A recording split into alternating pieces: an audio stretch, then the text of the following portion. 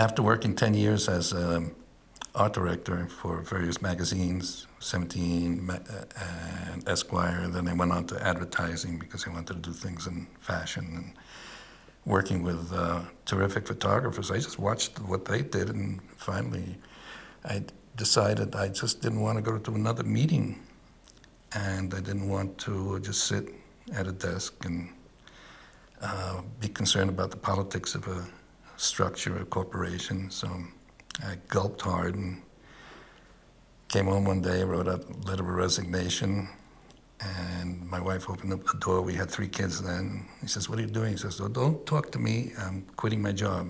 She closed the door.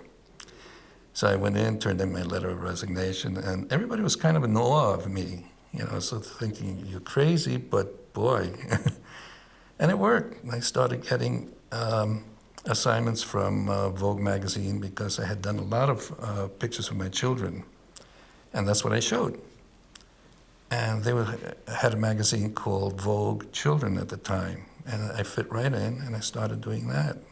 And then a friend of mine was Freddie Brenner, who was a men's fashion illustrator. We had worked at Esquire.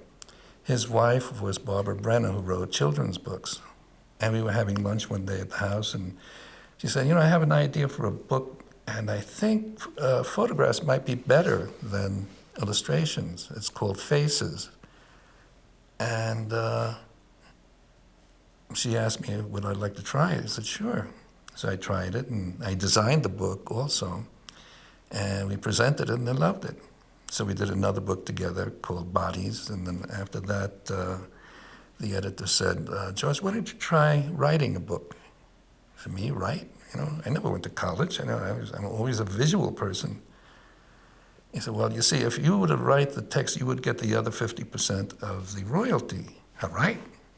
So I wrote, and I did a book called Monsters on Wheels. They liked it, they published it, and voila, I'm an author.